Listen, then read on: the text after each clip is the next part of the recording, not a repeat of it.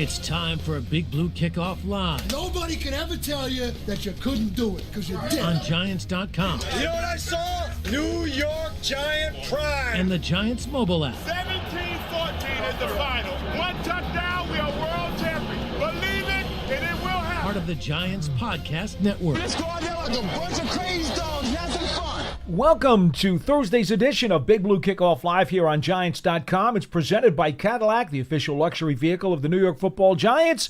So glad you could join us for this afternoon program. Of course, our time did change a bit because of today's practice and media session schedule. If you'd like to join in on the program, it's 201-939-4513. 201-939-4513. Also on Twitter at #GiantsChat. As a reminder, you can always find an archive of the show on our entire podcast network on the Giants mobile app, podcast platforms everywhere, and at Giants.com/podcasts. I'm Paul Dottino. He's Matt Citak. Gorgeous, gorgeous day in North Jersey this morning. I mean, look, I know it was a little warm for some people. A little too hot for me. A little warm for some people. But, well, imagine what training camp's going to be. Well, I know. I remember. So let's just put that into perspective. But a good day, plenty of plays on the offensive side of the ball, several plays on the defensive side of the ball. And I think the one thing that we should make clear to everybody is that in these practice sessions that they're going through, these OTAs, they're setting up specific 7-on-7 and 11-on-11 situations. As Dable explained to some of the writers today, they've been doing more of that this spring than they have in previous springs. And for today, it was red zone stuff.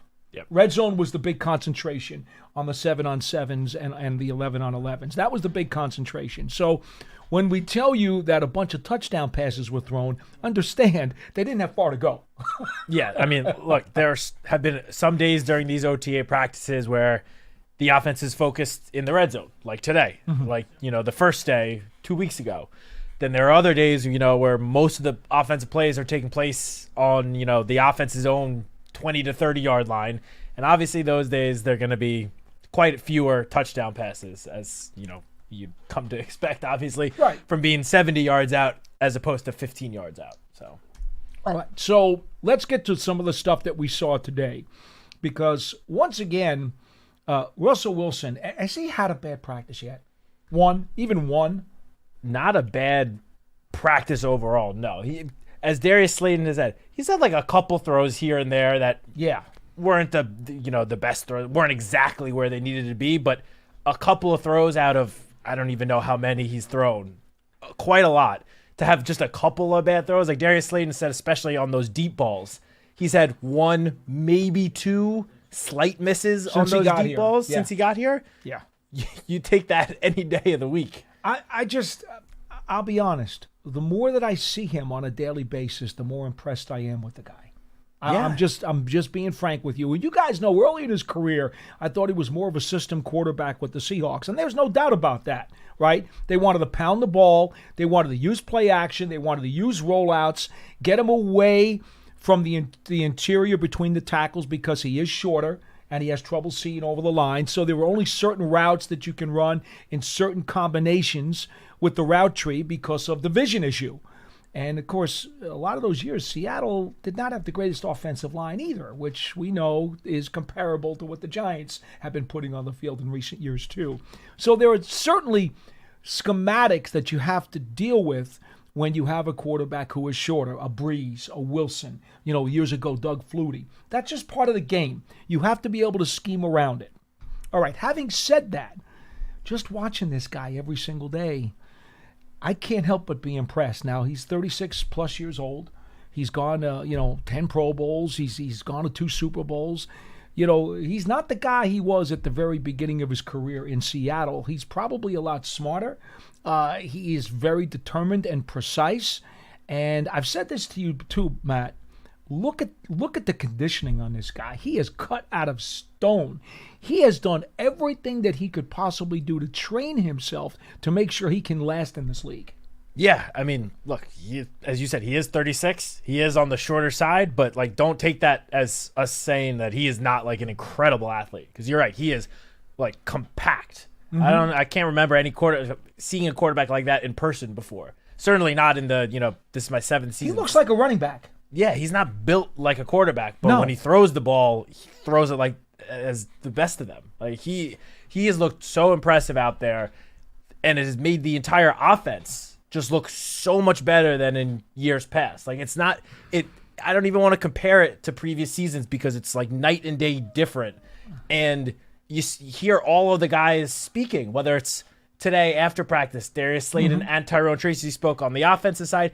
Even Paulson Adebo, who granted obviously was not here last year, he's new, but it doesn't matter which player or coach is speaking, every single one of them notes about how the energy and the vibes are just different.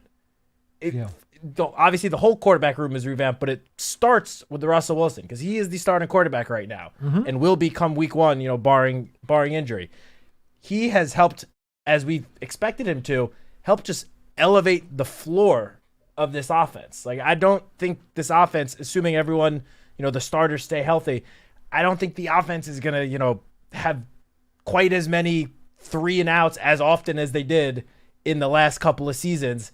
Russell Wilson is just elevating everyone in the offense, which it's been a little while since they had a quarterback that was able to do that. Yeah, so let's talk about some of the plays today.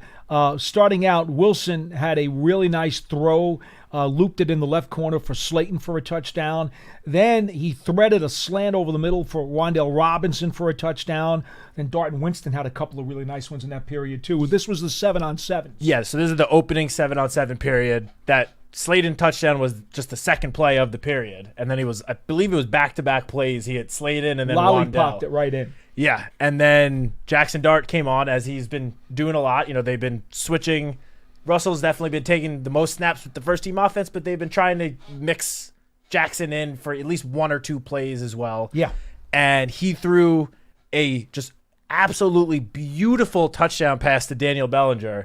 Again, this is all inside the red zone, but similar to, what you're just saying about Russ, Jackson threw this ball and just dropped it right above, and it was right in front of us in the corner of the end zone, right above the defender's outstretched arms. Like, could not have placed it more perfectly right into Daniel Bellinger's arms for a touchdown. And then a little bit later, Jameis Winston came on and threw a touchdown pass to Dante Miller, who just ran a nice route, got open. Jameis hit him in stride in the end zone for a touchdown. the thing about Turbo, if you're going to hit Turbo in the back corner of the end zone, you got to make sure it's in the right spot because he doesn't have a lot of length. Yeah. He's a smaller guy, and the ball needs to be right there. Winston can do that. The problem is the consistency thing. Yeah. I have to be honest with you, folks. There are times when you see a play like that and you're like, wow, that was sweet. And then there are other throws with him that just aren't quite where they need to be. And that's just the nature of what Winston's been his whole career. Yeah, I mean, I would say today he was especially good practice for Jameis. It was one of his better ones. He was on point. He had a couple of throws, including one a little bit later in practice, the deep pass to Dalen Combre. It was like a 40-plus yard gain where he, again, just dropped it in right perfectly. there. Throws like that, you're like, this is why this guy was the number 1 overall pick 10 years ago. Yeah, he threw throws like that. Threw a tightrope also to Bo Collins as well. Yep. Which was a nice toss. That was, I believe, Jameis' second touchdown on the day. Yeah, it was later. It was in the last period. Yeah. So, I mean, again, these quarterbacks, the quarterback room is a lot better than it's been as a whole in recent years. There's just no doubt about that. All right, let's talk about the first 11 on 11 period. This is where the defense made some nice plays. Yep. Okay.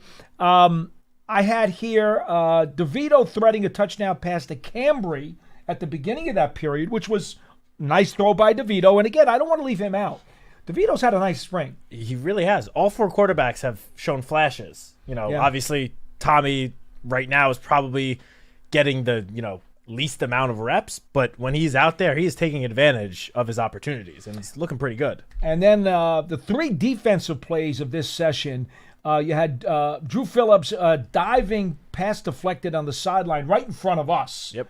Which, wow, my eyes and my jaw just totally dropped. The way he closed on that ball and knocked it down was just something to see. Yeah, no, it was an incredibly athletic play. I mean, honestly, we saw bits of that last year in his rookie season. think we're going to see a whole lot more of it this year. Yeah, that was a throw from Wilson, so it was accurate. Yeah. It was just a better It was just an defensive incredible defensive play. play. Probably the defensive play of the day, I think. I was just so enamored with That his one? I thought the athleticism on that just blew my mind. Now, I mean, yeah. you In terms of just impressiveness, Yes. I'll agree with you on that. Yes. Now, you're going to like the next one. TJ Moore, the pass deflected off of Jackson Dart. That one was almost as good as Drew's, honestly. That was an incredible play as It well. was. I thought it was going to be an easy touchdown, and he somehow got his arm up at the last second in the corner of the end zone, batted the ball away. It was a great play. To me, it was 1A. I just thought maybe because we were a little closer to Phillips and it was right on the sideline, maybe that's what made it, because there wasn't a lot of room there. There was a little more room in the end zone, I thought, on Moore's deflection.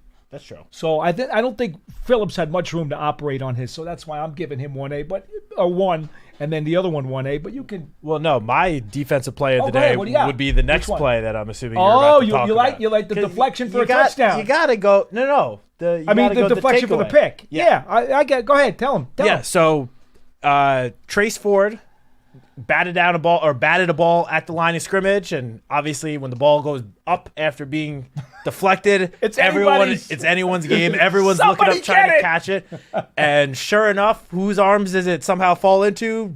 Defensive lineman Corey Durden, number 69, who catches it, and he probably would not have gotten very far down the other way, but he did start moving towards the other end zone, and then is that what we call that, moving? I thought it was lumbering. Lumbering is a better word for what was occurring on that play.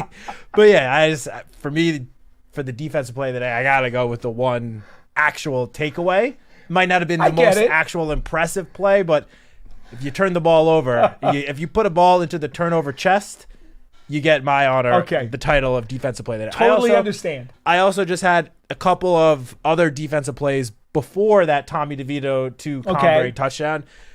Just solid defensive plays that, if it happened in a regular season game, wouldn't make the highlight reel, but were very good plays that helps get the defense off of the field. And the first one would be Darius Muasau and Micah McFadden combining for what would have been a sack. Right. Keep in mind, whenever we use the word sack during OTAs, it's not an actual sack. No one is actually touching or bringing down a quarterback.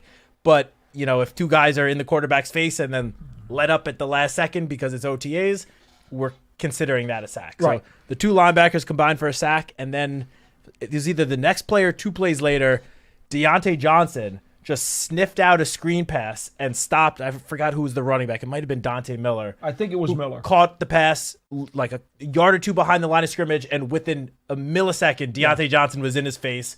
If this was a regular season game, he would have blown him up. Yep. For like a 2-yard loss, and it was just a fantastic play by Deontay Johnson. All right, so we go to the next 11 on 11 period, and Theo Johnson catching a pass deflected by your guy. Yes, that was the craziest play of the day. It was. Dane Belton leaps, outstretches his arms in the end zone, deflects the ball, and you think, what a great defensive play. Not so but fast. Sure enough, it bounces backwards like 3 yards right into Theo Johnson's arms for a touchdown. So what would have been an amazing defensive play turned into a touchdown for the offense and for Theo Johnson. Exactly. But it was a very strong play by Dane Belton on the ball. Off a throw by Wilson. So that's like a check mark for the offense and the defense on the same play. Yeah. Okay. Also, during that period, we saw Felton with a stretching, reaching, turnaround grab on a touchdown in the right corner of the end zone from Dart. Yes. I did that, the short practice report videos. You had to say that. Well, I did it on Tuesday, and I didn't mention Jackson Dart for the first time since I've been doing it. Oh, wow. Okay. And I got a lot of comments saying, where's Dart? We want updates on Dart. Well, today was a great day for Dart, and that throw was probably his best throw of the day. Again, just placed the ball perfectly where only his receiver would have been able to make a play on it, right over the defender's arms. Great throw, great catch, being able to get both feet in by Felton. Just a great all-around play. And then what might have been my favorite play of the day came right after. Burns? And that was Brian Burns pretending like or acting as if he was, Mutombo. I was going to say like Misty May on the U.S. Olympic volleyball team, batting down. I've never seen a ball get batted and just fiercely go in the other direction like it did today. It went. I don't even remember who was the quarterback. Probably Russ if Burns was out there, but I didn't jot that Burns got it both hands up, and the ball hit his arms and bounced so hard the other way, it almost took Jameis Winston's head off. Because Jameis Winston was standing, 10 yards behind the play, right, and the ball bounced or hit so hard and so fiercely off of Burns' arms, it went firing back the other way. It was like a volleyball spike. See, and I agree, and the sight of that ball shooting the other way was amazing. But for me, I remember I asked you and Dan Solomon, we were standing together in the corner of the end zone, so we're about 25, 30 yards away from the ball. The impact, you heard smack. Yeah. When he hit that ball, you heard it loud as could be. I mean, it just smacked the other way. It was the sound that, startled me. Yeah, it almost sounded like, a golfer hitting a ball off a tee. Yeah. Like it was that loud. It really was. Impactful. So Burns with an awesome pass defense at the line. He had a good practice overall because that might have been his, his best play, but he had 2, if not 3, again, of those would-be sacks. So did Trace Ford. Yeah, Trace Ford was great, and honestly, Abdul Carter as well. A lot of these times Carter every day for these would-be sacks, where we're standing, it's sometimes very easy to see. Okay, that was Brian Burns right in front of the quarterback's face for the sack. Other times, there's 2 guys that are right there. There were at least 2 plays that would have been sacks for sure. But whether you want to give them to Burns or Abdul Carter, dealer's choice, because they were both right there, and they in an actual game, both easily would have gotten to the quarterback before he was able to get rid of the ball. All right, so then also in 11 on 11s, you had Chauncey Golston with a pass defense at the line as well. And by the way, he's been much more noticeable the last few practices, I thought. Was it the last practice he had the interception? He had one, where he batted it himself? That was inside. Yeah, I think it was Tuesday. He batted the ball down at the line of scrimmage and caught it himself for an interception and took it the other way. Yeah, I've said since the Giants signed him, I like him more as a defensive end. I like him with his hand in the dirt. I don't want him playing stand-up edge rusher. That's just my opinion of what I know about him as a player. It'll be interesting to see how they deploy him. Yeah, he's going to be used, I think, all over the line. Same with a lot of these guys. I mean, Shane Bowen was talking about it last week. Some of the guys themselves have been talking about it. The Giants just have a very versatile group of guys now up front that can line up in multiple positions. Well, it's a lot deeper than it was. Yeah, so it wouldn't surprise me if Golston gets some snaps on the edge. He's going to definitely get some snaps on the inside, but he's coming off his best season last year with the Cowboys where he had a career-high 5 pass breakups. Prior to that, in his first 3 seasons, I think he only had 2 total, and then he had 5 last year. He's had 2 in the last 2 practices alone. The guy has learned how to get his arms up when the quarterback's throwing the ball, and that could be, have a big impact on the defense this season. Other highlights toward the end of practice, Collins catching a nice floater from Dart over the middle. Cambry with a catch off of Winston. Hyatt, diving catch. That one was from, I scribbled here? That was a Wilson throw. And then Collins also catching a threading the needle pass from Winston. Those were some of the last late practice highlights I had. Did you have somebody else? Yeah, no, that last one was for a touchdown. It was right on or near the goal line. Yes. That was one of the last plays of practice. Cambry actually had 2 great catches towards the end of practice. The first one was that deep pass we were talking about from Jameis Winston. And then he also had a nice catch from Tommy DeVito on a cross route, 15 to 20 yards down the field, would have been a big first down. He's made a couple of plays in practice this spring. It was a good day. It was a good day. That's the bottom line. I think both sets of coaches on each side of the ball are going to be happy. And by the way, I don't want to leave out Coach Gabriel either, because on special teams, McAtamney missed 1 field goal today during practice, and he booted, 3 from 50 or more? Is that what you counted? I think so, yeah. I mean, one of them, he was wide on, but I think he booted a half a dozen field goals today, and all but one was pretty deep. Including at least one of the field goals he made was, again, Coach Dable said they're working on these different circumstances and situations. Yeah. One of them was the offense had no timeouts left. Right. And it was fire drill. Whether it was, 4th down or just the last play before the half, and the special teams unit had to quickly run on, quickly get set, hike the ball, and kick the field goal, and he drilled the field goal on that circumstances, which you love to see that because those situations are going to arise at some point during the season. Folks, what I tell you all the time is that these OTAs, these spring practices, don't take a lot from them. When they're good, it doesn't always translate. What you really are looking for is you don't want to see bad practices. Yeah. Bad practices do translate into bad things. That's true because now things have to be fixed. You have to do something about it. That's bigger. It's more important. There's more impact if you see bad spring practices than good spring practices. And that's just the way to grade these things out. Again, a good spring practice is better than a bad one. There's no doubt about that. For sure. We've all seen good spring practices, and then things didn't go so well during the season. Yeah, 100%. Again, as we say. But it's easy to be excited now. As we say every day, there are no pads on right now. There's no contact right now. So guys can look great, but again, you got to take everything with a little bit of grain of salt. But I think just one important thing we've seen for the last 2+ weeks now, 9 practices, is the quarterbacks are developing some very strong chemistry with all of the pass catchers. Whether it's the receivers who, we've spoken about how Jalen Hyatt's having a great spring. Yep. Slayton's having a great spring. Yep. Malik Neighbors hasn't even been practicing in team drills. All these other guys are getting an opportunity to grow that, connection with these quarterbacks, and they're taking an advantage of it. We've seen all the tight ends make plays. Yes. We've even seen the running backs catch a good amount of passes on like these, the wheel routes or screen passes you'd expect any quarterback should be able to throw. Yeah. But the wheel routes are obviously more about timing and more important to be on the same page as your quarterback.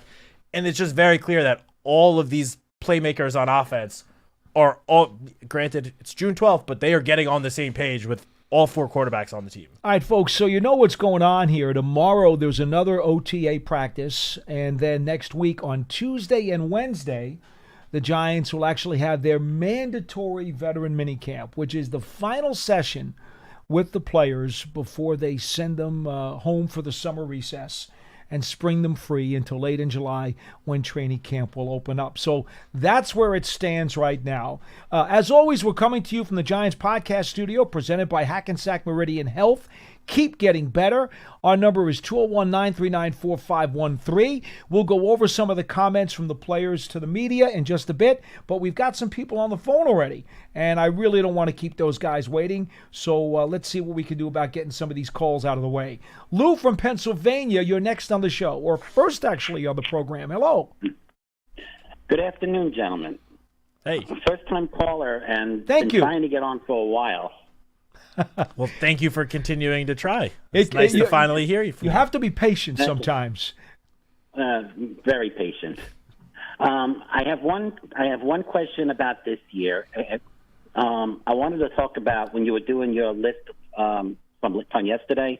Oh yes, okay, yes. Team. What? By the way, before you go anywhere, Pearson, what do we call that? What is that list game called? It's blind rankings. Blind rankings. Yes. Okay. All right. Go ahead, Lou. Don't hold us responsible for anything in those blind rankings because that's exactly what they are. Blind. Go ahead. Okay. First, my question. Last year, I don't know if I read it somewhere or I saw it on TV or on YouTube, something like that, but there was a report that one of the things that made Russell Wilson very effective in the beginning of last year was his ability to audible where he it was needed. Right. When he got hurt and then came back, Arthur Smith, the offensive coordinator, talked to him and demanded that he run whatever play was called. And because of that, that's when he started slipping and not showing as much progress last year, towards the end of last year. So my question is, do you think that Brian Daboll is, quote unquote, going to let Russ cook, as everybody likes to say? Okay, there's a lot of levels to this. So part of Russell Wilson's decline last year was for several reasons. Apparently him and Arthur Smith did not get along very well. That's been reported in Pittsburgh many times over. So I don't doubt the validity of the story as you have described it. Part of the reason was, quite frankly, the weather got tougher and it was harder for him. He doesn't have, even though he can let the long ball go, he doesn't have a, quote, cannon of an arm. He's got that drop in the bucket rainbow bomb. That's a lot different than throwing the ball 40 yards downfield on a zip.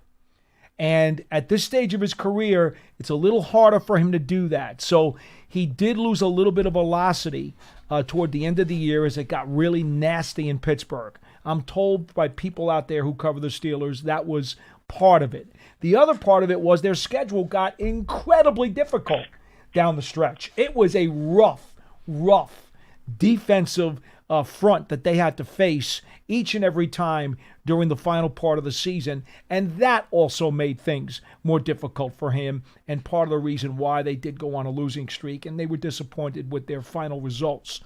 So I give you that first. Having said all of that, whether it's Dable or Kafka calling the plays, I don't think there's any doubt that they are going to more heavily rely on Wilson's veteran guile to get them through these games. We've already heard this now from the receivers. In fact, we just heard some of that today. Slayton was talking about that when he said, we know what the play's supposed to be, but even if you're not the primary receiver, you want to stay engaged on the play because you know that Russ sees everything and he's not afraid to come off the play and throw it to you.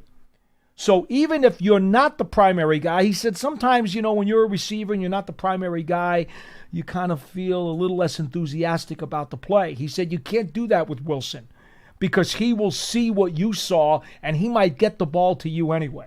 Not only that, but this is year 4 of Brian Dable as the head coach, and as we've seen from year 1 up until now, he caters, the offense towards his players' strengths.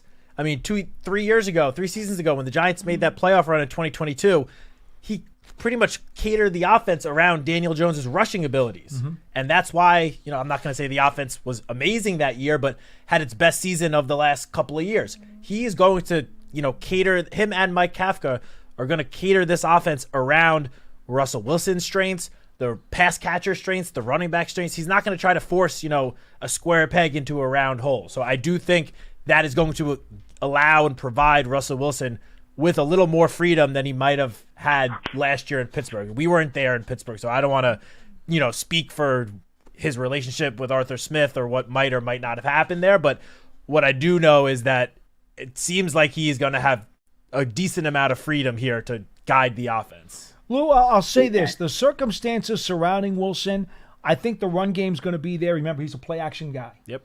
Okay, the run game should be there for him. We believe that the weapons at the skill positions will be there for him. Okay? What are we not sure about? Well, what we're not sure about is the interior of the offensive line in particular. Because Russell Wilson does need a clean windshield. He's always needed a clean windshield.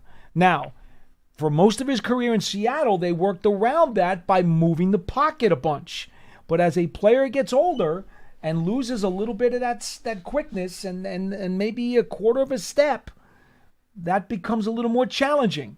So my biggest question in terms of Russell Wilson's ability to do what he can do to make the Giants good again is more about the front of the pocket. It's the interior O-line more than anything else. I think the rest of the things are going to take care of themselves. Yeah, and I'll say this. We obviously know one of Russell Wilson's strengths at this point of his career is his ability to accurately throw the ball downfield. Well, I think you'll agree with me on this.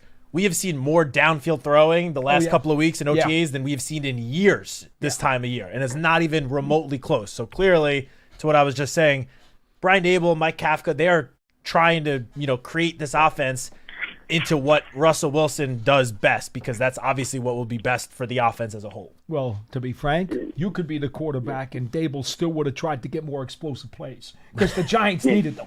To be honest, true, but they did bring in a quarterback that is good at those downfield throws. I'm seeing on X, one play where Thibodeau, Burns, and Carter all got to Wilson at the same time.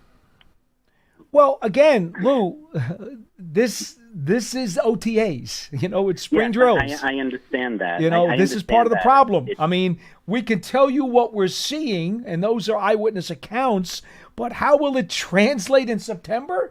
We can't promise you that. And to Lou, the clip that I don't know if I'm excited for the defense or afraid of the offense on a play like that. Lou, the clip that you're talking about, you got to keep in mind again. There's no contact, so the offensive linemen are not able to actually, engage with the pass rushers like they would even in training camp. Right. So the clip, I saw the clip. It looks great, great for the defense, but it's not like the offensive line is going 100% there. So just take it with a grain of salt. All right, let me get to my 2000 team quote or comment. Yeah. Okay. Well, you talked about the championship game, the 41-0 against the Vikings. Yes. Landslide. Yes, and how much of a romp it was and domination and all that.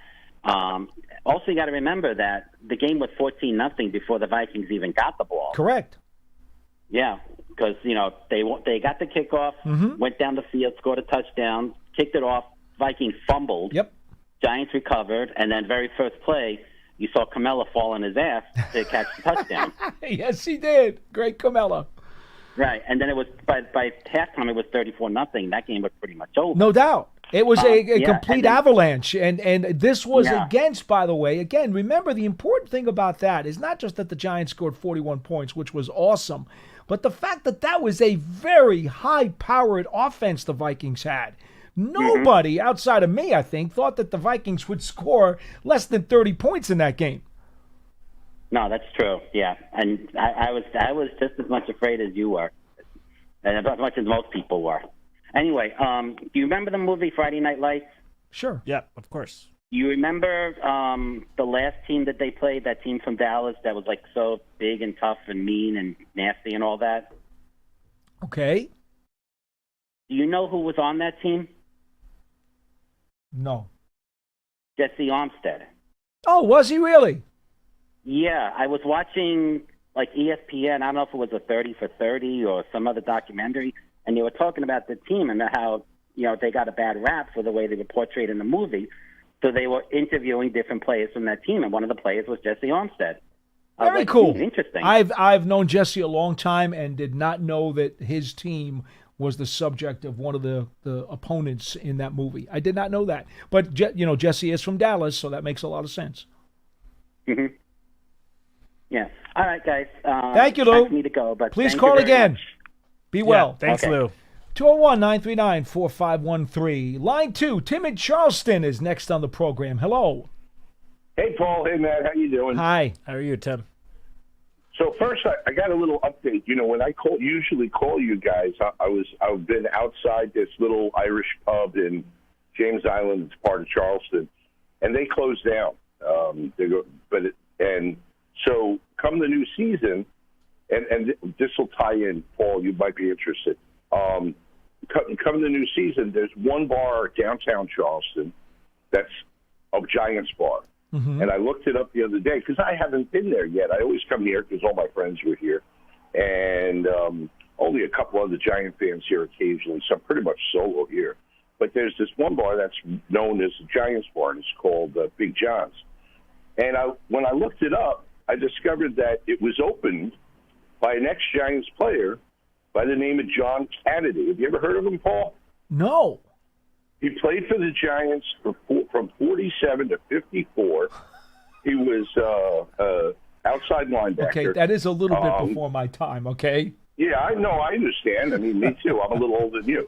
And they had him his first couple of years listed as position center, but I don't know, did they used to call like the nose tackle the center or the middle linebacker center on the defense? Because I don't think he was ever an offensive player. No, to my knowledge, even though the semantics have changed over the years, I don't think that's ever been the specific case. No, I don't think so. It's weird. But anyway, because he even had interceptions those years. He finished his career, he had 14 interceptions, he had 10 fumble recoveries. He went to 2 Pro Bowls in 50 and 52. Okay. So he was a pretty good player. So that was just an item of interest. And apparently there's a lot of Giants fans there, so that'll be fun. Tim, but anyway, I feel like you just stumped the Schwab over here, bringing up a Giant that Paul's never heard of. Tim, I do want to add, while you're talking about a Giants alum, and I did not know about this, but apparently about 2.5 weeks ago, Ralph Heck passed away. And I do want to send condolences to his family and his friends and former teammates. Ralph Heck, as you know, Tim, I'm sure, was a linebacker for the Giants in the early 70s, was here for probably like 3 years, was one of the really great guys on that team, was very, very well liked by his teammates, by the fans. He was known as a real gentleman and a really great guy, and apparently 84 years old. Ralph Heck passed away about 2 or 3 weeks ago. I was just informed of it by someone on Twitter this morning, and then I researched it and I found the obituary. So I was sorry. I was sorry to hear that, because Ralph was one of the linebackers there during the latter days of Yankee Stadium, right before the Giants went to the Yale Bowl. Wow. Yeah, I only vaguely remember the name. I can't say that I specifically have a memory of him, but condolences to his family. But anyway, and to this season, just 2 simple things. One, I want to say, and I know we say this every year, but this year I think it's so important with our edge rushers and the pressure we can put on a passer. But the first element of that is stop the run so that they're not in 2nd and 4, 3rd and 2s. Let's let these guys go to work, put pressure on the quarterback, help our secondary. I just think the Giants, if they can just stop the run to even a middle-of-the-league level this year, they will have a top 10 defense overall, hands down. So, barring, rash injuries or something, which we never want to see. So that being said, my second thing is beat the Dallas Cowboys. I want to ambush them in week 2 and then put the fear of our defense into them when they have to come back to Giant Stadium later in the year. I would give my left pinky toe to see us beat the Cowboys twice this year. And, maybe if we could do that, we could end up with a 500 record in the NFC East and maybe put up 7. We're dreaming a little, maybe 8 wins. But beat the Cowboys. I want to beat them in week 2, set the tone for the whole season, because every Giants fan that'll raise all our collective spirits. And thank you guys for all your great work, and I'll take the rest off the air. Thank you. Thank you, Tim. Thanks, Tim. I agree. I would love to. I'd love to beat the Dallas Cowboys twiys. I'd like to beat them 3 times next year. Add in a postseason win while we're at it. Why not? Fantastic. Sure. Let's go for it. It's funny. Somebody just mentioned to me early this morning, they said, well, what I wouldn't give for the Giants to be 2-2 after 4 games. Well, we've talked about this on the show 1,000 times, right? You break it into quarters, and you'd like to be no worse than 2-2 out of the box. Well, my response immediately was, okay, as great as it would be to upset the Chiefs and the Chargers, I want one of those wins to be against the NFC East in weeks 1 or 2. Oh, for sure. Don't be 0-2 and then 2-2. The 2 AFC wins are not worth as much. No, I mean, look, a win is a win, but for sure, wins in your division hold a little more value come the end of the season when you're fighting for, seeding and that sort of thing. And also just you want to beat your opponent, your division opponents. You play them twice a year, every single year. The Giants play the Chargers and the Chiefs once every 4 years, maybe an extra game in there if it's like that 17th game of the season. But you're going to face these same guys 2 times next year, 2 times the following year. And at least in terms of the Dallas Cowboys, there's no denying the Dallas Cowboys, it's not been a rivalry the last, call it, decade. No. It's been very, very lopsided. And when it's that lopsided, it's hard to call it too much of a rivalry. So I agree. Go out, beat your division opponents, and especially the Cowboys. Yeah. Nothing would make me happier. All wins are not created equal in the National Football League, because you always seem to have, come the end of the season, some kind of tiebreaker coming into play while you're scoreboard watching. It's just that simple. So, no, all wins are not created equal in the National Football League. They're just not. So we'll see what happens. Lawrence in Florida, you're next on the show. Hello. Oh, hi. Hi. Thanks for having me. Sure. And thanks for having me. And I remember yesterday you were talking about, great games of the past. Mm-hmm. And but it was mostly all championship games and playoffs and stuff like that. But the one game that really stands out to me the Giants had a bad season. The next year they drafted Lawrence Taylor, second overall. Just shows how their record was. And it was Friday before the game, Warner Wolf came on and said, if you believe the Giants are going to beat the Cowboys this Sunday, you believe in a tooth fairy. Yeah, the 81 regular season finale. Yes, sir. Yeah. They beat them 38-35. And that's just a great game. They had Mike Freedy was all over the place. They had Brad Van Pelt, Larry Heater. And I just want to mention that. That's all. I'll take anything, comment you have off the air. Thank you. Thank you so much, Lawrence. Thanks, Lawrence. Now, to understand what he's talking about, for some of you younger folks out there who may not remember the 81 finale against Dallas, which was here at Meadowlands in Giant Stadium, the thing that you need to understand about why that victory was so huge, and look, you've done enough of historical stories to know this. The Giants had not been back to the postseason since the 1963 championship game. And that team got old in a hurry. And in 64, it just really, the bottom fell out. Okay? That's the famous picture, and we talked about this yesterday with Lance on the show, when Tittle is in Pittsburgh on the ground, bleeding from his head. Yep. You know, one of the iconic NFL photos. It was the end of this incredible Giants team that had been a perennial championship game player in the late 50s and early 60s. So from 1964 all the way up till 1981, when they made the wild card by defeating Dallas in that last regular season game. Remember, that was a Saturday game. They needed the Jets to then beat Green Bay at Shea Stadium on Sunday to win the wild card. And, you know, it was an absolute destruction. They crushed them. They absolutely crushed them. So it worked out. What stadium? Shea. Great stadium. Well, for some people, I guess. But the Jets crushed Green Bay the next day, and so the Giants got into the playoffs. But they had to beat Dallas first on Saturday to put themselves in position. Otherwise, Sunday's Jets-Green Bay game would have meant nothing. Okay? So to understand this, all those years go by from the 63 NFL championship game till this Dallas season finale in 81, and the Giants had two winning seasons. 9-5 in 1970 and 8-6 in 1972. That's it. And the 72 team had no chance at making the playoffs. The 70 team, until they lost the season finale to the Rams, they were 9-4. If they won that game, they would have gotten in, but they didn't, and they wound up 9-5 and missed by a game.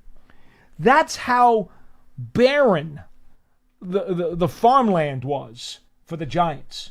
So believe me when I tell you this. When Danilo kicks the field goal in overtime to beat Dallas in that season finale in 81, it was almost as if I had seen a ghost, because it was like the impossible dream has come true. The Giants have made the playoffs. At least that's how we thought of it. If you've ever seen the video of it or the pictures of it, there's a lot of pictures. I think Giants.com has some photos of Danilo being carried off by the team. Sure. Yep. That was... You couldn't even think about in your head, because this was such a monumental experience for Giants fans, that the drought was over. You refused to believe that Green Bay was going to beat the Jets the next day. That was like, no, that can't happen. The Giants won. They beat Dallas. You know, Tony Dorsett fumbled in that game, okay, at the end of the fourth quarter. There were a couple of turnovers. Byron Hunt was involved in one. And somehow the Giants won the game after Danilo had missed an earlier field goal and squandered what we thought was going to be their best chance to win. So every Giants fan who was alive at that time is thinking, they're in the playoffs, they're in the playoffs. Realizing that, well, really, they needed the Jets to win the next day, but we didn't care about that. It was like, no, they're going. The Giants are back. First time since 1963, they're in the playoffs. I grew up as a young kid thinking that, like, they weren't allowed to go. That's how bad it was. No, that's how bad it was, Matt. You, if you were here in this area and you grew up a Giants fan, you thought the Giants were not allowed to make the playoffs. They're just not allowed to. They can't go. And then that's 81. That's how I felt growing up as a Mets fan. So I get it. So you get it. Yeah. So that's why that's such an important game, and I appreciate him for bringing that up. Go ahead. For sure. I was not alive then. That was about 11 years before I was born, so I can't say I remember that game. There's been a lot of good times since you've been born. For sure, 100%. But if we're just talking about sort of underrated games in Giants history, I always say that this is probably my favorite Giants game of all time. And it was the game in I believe it was the 2005 season. Okay. Giants-Broncos. Oh. When Eli had his first game-winning drive to, comeback win, game-winning drive. He hits Amani Toomer in the back of the end zone inside with the end line. 40 seconds left. And the Giants win the game. That was the first of what we would later find out to be many comeback wins led by Eli Manning and game-winning drives led by Eli Manning. 2004, were you old enough to remember the season finale against Dallas when he hands off to Tiki? Yes. On the goal line with the final seconds ticking off. Yep. I mean, that was the first time. John Mara has always said that was the game that told him Eli was the right guy. Yeah. Those early career moments we should have known was a little foreshadowing of what was to come for the next, 15 years. But yeah, that Broncos game is it's one of my favorite. I say early, I think it was 13 years old then, but just one of my favorite early Giants memories. It was just a random regular season game in October, but had a lot of meaning because, again, I get it. Eli then went on to have a whole bunch more of game-winning drives and plenty that were way more important than that one, but that was the first or one of the first big ones. So you're saying he was pretty good? He was pretty good. He was pretty good at throwing the football. Folks, as a reminder, the Giants Huddle podcast has long-form interviews with all kinds of NFL and Giants and even college personnel who are related to the Giants prospects. Do we know who's going up today? That would be a question for Pearson. Pearson will get to that in just a minute. I apologize, folks. In the meantime, remember, Giants season tickets for the 2025 season are available, and you can take your fandom to the next level, catch all the action at MetLife Stadium. With a membership, you stay connected to the team all year round, not just on game days. You get exclusive member access and benefits. To learn more about a New York Giants season ticket membership, visit giants.com/tickets. And Giants TV is the official TV streaming app. It is free. It's on all of your mobile devices, and you can catch all the highlights and news updates and a lot of fun and games and stuff like that, all on Giants TV. You see the players answering goofy questions and all kinds of funny stuff that'll give you some good chuckles. So that's Giants TV on your favorite mobile app. Go ahead, Mr. Pearson. What do we have on the huddle? Yep. On Tuesday, we had the Toledo Rockets head coach Jason Candle talking about Darius Alexander. And tomorrow we're going to have Sean Iguanu go up, and he was the running backs coach for Cam Scadaboo at Arizona State. And that's a really good interview, so stay tuned for that. I am not the least bit surprised about that. Cam Scadaboo is a guy who has caught a lot of attention since he was drafted by the Giants in the 4th round. And, even Tyrone Tracy today. In fact, that's probably, before we get to our next call, that's probably an interesting thing to tell the folks about. Tracy's a very big Scadaboo fan. Yeah, so after first of all, just a quick recap of what was said to the media today. Brian Dable before practice, the big thing, which we knew, but he confirmed, the Giants and the Jets will have joint practices during training camp, with one practice being here at the Quest Diagnostics Training Center and the other practice being in Florham Park, where the Jets facility is. So we don't know the dates yet. We don't know the dates, but there will be one practice at each team's facility. That will be it for the joint practices this season. So that was the big takeaway from Dable's press conference. Following practice, we heard from Darius Slayton, Tyrone Tracy, and Paulson Adebo. We'll start with Tracy since you just brought him up. He did mention how him and Cam Scadaboo really, complement each other well and mesh very well. Tyrone mentioned that, his strengths are more speed and elusiveness, while Scadaboo, his words were, he's kind of a little good at everything. That's exactly what he said. He said that he just has that strength and power, and that he runs angry, which anyone that's seen any highlight of Cam Scadaboo know that man runs angry. What I thought was the funniest thing from the press conference today was the little bit of Tyrone Tracy talking about the group dinner that Russell Wilson took, all the quarterbacks, running backs, and offensive linemen to a couple of weeks ago. Found out today that Tyrone Tracy had never tried calamari before. He tried calamari for the first time during this dinner, was a fan. He did not seem like as much of a fan of, what was it? Of the clams? The octopus or something? And oysters. He said they were slimy. He was too slimy for him. So, hey, I guess he's not a big shellfish fan where he grew up. Totally fair. Darius Slayton had a couple of things that I thought were interesting. He first mentioned, which you and I have spoken about this, since Jalen Hyatt came back for spring practice, he has looked noticeably bigger. Yes. Noticeably more jacked. And Darius Slayton today, I don't think, this is a precise number, but he did say that he thinks Hyatt put on somewhere between 15 to 20 pounds of muscle. And again, I don't know if it's quite that much because that's a lot. That's a little Putting high. on 20 pounds of muscle, especially from where Jalen was last year, he'd be looking like Iron Man out there, which he is looking bigger, but that's just the number that Darius threw out there. Yeah. But point being, he definitely is stronger and he definitely put on muscle, and it's somewhat led to this very good start to the season that he's had throughout these spring practices. We should add, it doesn't look like he's given up any speed either, because he's finding ways to get deep. Yeah, his game is the same. It's just he looks like he's put on muscle, which is good to see. And then the other funny thing that was said was Darius Slayton talking about the quarterback room. And the way that he put it is he called them and this is a quote, interesting collection of individuals. Because we obviously all know, what Russell Wilson's sort of, his attitude and personality is like. We've seen it in the NFL for over a decade now, and we obviously know what Jameis is as well. Darius talking about Jameis was very, very funny. He said that they'd be talking about a play, and Darius was like, yeah, 1 second we'd be talking about a slant, and then all of a sudden we're talking about Kentucky Fried Chicken.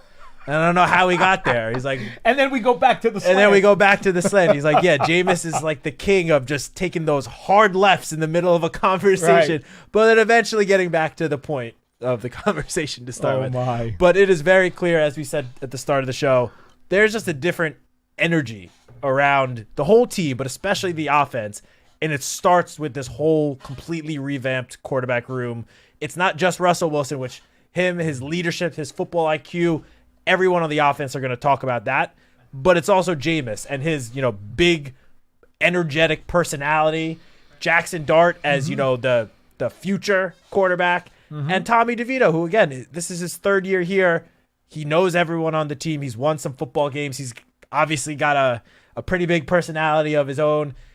That's why, Darius calling it an interesting collection of individuals. Yeah. Like, this got to be the most entertaining and interesting quarterback room in the NFL. I would challenge someone to find me a more interesting group. I'm not saying it's the number one quarterback room in the NFL, but find me a group that's got bigger personalities than these four. Well, and it bleeds into the rest of the team. Yeah. Because Winston and Wilson and Dart and Tommy too, they all go out of their way to make sure that they associate with everybody in the locker room.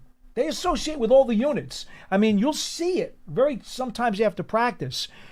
Offense will be coming off first or whatever, and there's Russell Wilson talking up the defensive backs, having a conversation with them. This is not a rare thing that we see. These quarterbacks have gone out of their way to be team leaders, not just offensive leaders, but team leaders. I'm glad you brought that up because I forgot something else that Tyrone Tracy said. He said that Russell Wilson will walk into a meeting room and he will greet everyone in the meeting room. Yep. And that's just not something, again, I don't think there are many quarterbacks in the NFL that would do that. He is one of few. That's why he's a unique person off of the field. He obviously has, and that leads into the veteran leadership he also brings on the field as well. Because Tyrone Tracy went out of his way to point that little thing out. And it might not seem like much, but clearly it means something to the guys. If you're a guy fighting for a roster spot, and Russell Wilson, who's a Super Bowl champion, 10-time Pro Bowler, is going out of his way just to greet you every time he, steps into a meeting room with you, that means something to these guys. Look, I don't want to speculate how far the relationship between Arthur Smith and Wilson had been rocky or deteriorated in Pittsburgh. The reports out of Pittsburgh are that was not a great relationship. Yeah. That's the reports out of Pittsburgh. I've heard the same thing from my connections out there too. But here's what I've got to say. With everything we've seen from Russell Wilson on a daily basis here today, it's hard to believe that a team would not want this guy around. He's an asset. He is a positive influence on your club, no matter how you slice it, whatever angle you want to look at, whether it's on the field, in the locker room, away from the field. This guy is a positive asset for any football team. I think that's very, very obvious. And, if he and the offensive coordinator did not see eye to eye, that's probably the only reason why, the folks in Pittsburgh were not aggressive in trying to re-sign him. Because if they're believing in their staff, they're going to try to do whatever their staff wants them to do, and they're not necessarily going to allow a rocky relationship to continue. I get that.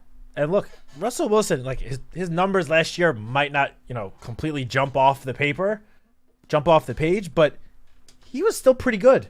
Yeah. And that was in, again, a situation where, at least if you believe the reports, there wasn't the greatest connection or relationship between him and his offensive play caller. He also missed the early part of the season. He missed the first 5 games of the season, and he was on a team that made it no secret that they wanted to run the ball early and often. That was a run-first offense. Mm-hmm. And Russell Wilson still put up, I'm going to say decent numbers. They weren't amazing, but decent, solid numbers, where if you're in a pass-first offense, not even a pass-first, just like a normal, balanced offense, those numbers, and he played a full season, those numbers would have looked so much better, and we wouldn't be hearing this narrative of, he's, 36 years old, he doesn't throw it like he used to. Like, he is still more than capable of throwing it all over the field, and we've seen it this spring. Anybody who says that Russell Wilson is too old and can't throw the ball effectively anymore has not been here. No, they have not seen him in practice. They have not seen it. Which, again, we know. It won't matter until he does it in the game. I know. get that. But right now, this is all we have to go off of. And what we have to go off so far has looked good. Anthony in Connecticut, you probably will be the last caller on the show. Hello. Hey, how's it going, fellas? Good to talk to you. Good. How are you? I'm good. So I wanted to talk about the wide receivers and the running backs. Okay. Let's do it. So the Giants got a good amount of starting wide receivers. So I was just wondering, who do you think is going to be a long shot to make the 53-man roster? And also, same thing with the running backs. Well, I think the problem here is that we're not even sure 100% how many they're going to keep in each spot, because injuries may impact the back end of the depth chart. Look, if you want dark horses from me, I'm a Dante Miller guy. And I'd love to see Dante Miller stick around. If he's not going to be on the 53, I hope he's back on the practice squad again. Turbo. Turbo. Turbo is without question, for me, that's a guy, I don't want to see him out of the building. Okay? Wide receiver-wise? Look, we know who the top 4 wide receivers are going to be. Yeah, we know Malik Neighbors is making the team, Darius Slayton, Wan'Dale Robinson, Jalen Hyatt. And Ford Wheaton's going to be on this team too. Those 4 for sure. As a receiver? If he makes it, that counts as a receiver. So that's he'll 5. be on the wide receiver depth then chart. That's 5. You'd think Bryce Ford Wheaton is Collins? guaranteed to make the team like the other 4? I don't know if I think I don't think it's a guarantee, but I think he's got pretty good footing. I was just saying those 4 are basically locks. Okay. Barring something completely unforeseen. He asked, what about Bo Collins? I mean, look. I think he's practice squad for me. The undrafted guys, you never know, and you really won't be able to tell until training camp starts, and they really, have the pads on, and the wide receivers and cornerbacks can really go at it like they, like you would in a game. And even getting into the preseason games, that is when you really get to see some of these undrafted guys show what they can do a little bit more. So in terms of him, it's too early. He's looked good this spring, but someone like that, I got to see it once the pads come on, contact is allowed, receivers are dealing with the corners actually, pressing them at the line of scrimmage. Until that happens, again, I keep saying this phrase, but I got to take his strong performance somewhat as with a grain of salt. Let's go by what Matt said. The 4 guys are probably in cement. It's hard for me to sit here now, knowing what I know about what Smith-Marsette's done on special teams in the return game and what Ford Wheaton has done on coverage. It's hard for me to believe that either one of those guys is going to get cut. It's hard for me to believe that. Amir for sure. Just because I think he's the number 1 candidate to be the team's kick returner. So all right, so make him and 5. You're right that Ford Wheaton is right now the best coverage guy they got. The best gunner that the Giants now have. Now Board is going to have something to say about that, but still, you want as many good guys as you can on that unit. So to me, if nobody gets hurt, I think those are your 6 receivers. Now, whether or not they count Ford Wheaton or Smith Marset as a special teams guy and not as a receiver, wherever they jimmy the roster, that's semantics. I don't see them cutting either one of those 2 guys. And they both happen to be receivers by trade. And I feel like between Zach Pascal and Lil Jordan Humphrey, like those are veteran receivers that were clearly brought here for a reason. I feel like there's a good chance at least one of those 2 makes it. I mean, especially because Russell Wilson has gone out of his way to talk about Lil Jordan Humphrey. They obviously played together in Denver. And I think it was either Monday or Tuesday. Lil Jordan Humphrey had his best practice of spring. He had 3 big catches. If I had to guess, I would think that one of them would probably make the team. And I would say it's a little harder, at least right now, to talk about which wide receivers are going to make the team. I think the running back room, not quite as complex because we know Tyrone Tracy and Cam Scadaboo, 1A and 1B. And Singletary. Especially just given A, how much that Brian Dable trusts him, and B, given his contract situation, I don't think he would get cut. So I think that's 3 likely running backs, and a lot of times, I mean, it's going to be either 3 or 4, right? 3 guaranteed. You can't have less than 3. No, I think there could be a 4th. So then it's a matter of which guy is going to fight for that 4th spot. And honestly, if you're going to fight for that 4th running back spot, you got to contribute on special teams as well. And just to finish off the receiving point, and I'm not going to belabor this because it's only spring, but Felton, Wells, Bly, Collins, Cambry, each one of these receivers has been noticeable in more than one practice during the spring drills. They've all done something. So however it goes from this point forward, I just think the Giants practice squad is going to have some pretty talented players on it. Oh, I agree completely. I mean, I feel like when the UDFA list came out or was announced and we saw 5 wide receivers on it, obviously not all 5 of those guys are going to end up making the 53-man roster. That's impossible. But, you have some strong practice squad candidates there, and maybe one of those guys, or even 2, who knows? Because as you said, injuries are going to happen during training camp and the preseason. So, maybe one of those guys that we said is locked in to make it, maybe they're hurt to start the year, and that gives an extra one of these UDFAs a chance to make the team, show the coaching staff and the front office what they have. And once you give a guy a chance, you never know what could happen. As we saw, obviously this is an extreme example, but once Victor Cruz got an opportunity, he took it and ran and never looked back. And obviously he turned out to have a pretty great career with the Giants. The stakes get higher and higher as we get closer and closer to opening day. Yeah. This is only the spring.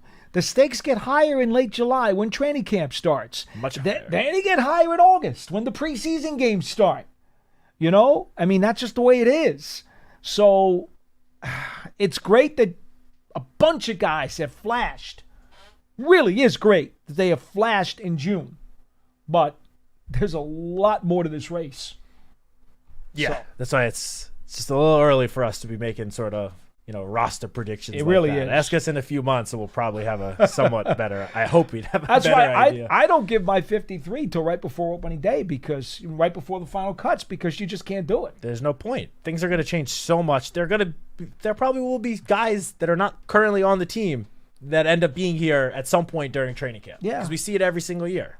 Although I think the talent level on the roster is certainly better than it has been, so there's probably less of a chance that they'll bring in a bunch of guys who are cut by other teams. Well, yeah, I'm not saying a bunch, but yeah, 1 or 2. I'm sure there will be. I'm sure it'll happen. I still think they're going to add a veteran corner at some point. I really do. Right before training camp. I agree. We've seen it the last couple of years with the day before training camp, a veteran or 2 brought in at whatever position. So, all right, I think that's a wrap. It's you and John tomorrow. Me and John. Yep. Okay. Do you know what the question of the day is yet?